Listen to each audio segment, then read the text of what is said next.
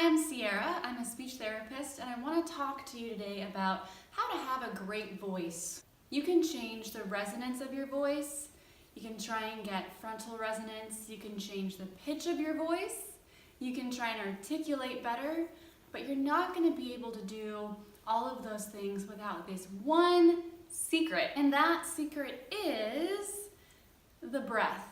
So when we talk about the vocal mechanism, the breath is the first part of it. It's the energy behind everything that you're going to do.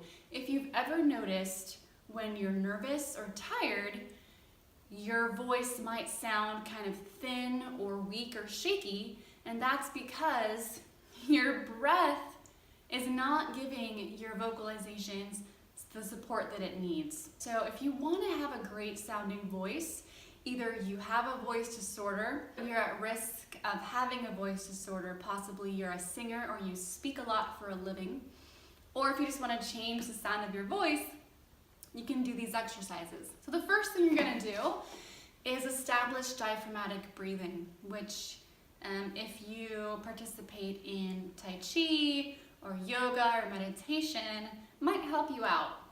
So the diaphragm is this muscle that is right below the lungs, and it's actually the primary source for your breath. A lot of people compensate for some reason, and they utilize kind of this chest breathing up here. And what you want to do is lower that to the diaphragm because it's a lot stronger and more efficient. So when you take in a deep breath, what you want to see happen is this lower part expand. Then when you exhale, that should go in. We want as little of the chest breathing as possible. One way you can check this is by putting a hand here and a hand here and breathing. And you can do this in front of a mirror. Try breathing through your nose or in through the nose, out through the mouth. Another way is to push up against the wall, leaning in a little bit, and take some deep breaths. That can get you down there. You can lay on the ground, put some books right here on your diaphragm, and take some deep breaths. There's a lot of ways you can go about it. So you're going to want to start to vocalize with your new good breath. And you can do that with vowels. So I'll often have people go, ah, and really fill up the room with their voice. If you have a hard time with this, if it sounds breathy, doesn't last very long, then keep trying. You just have to strengthen it up. The next thing you want to do is to incorporate this into actually speaking. You can start out with lists of words, move on to phrases, long passages, open up a book and read that, and then practice it in conversation.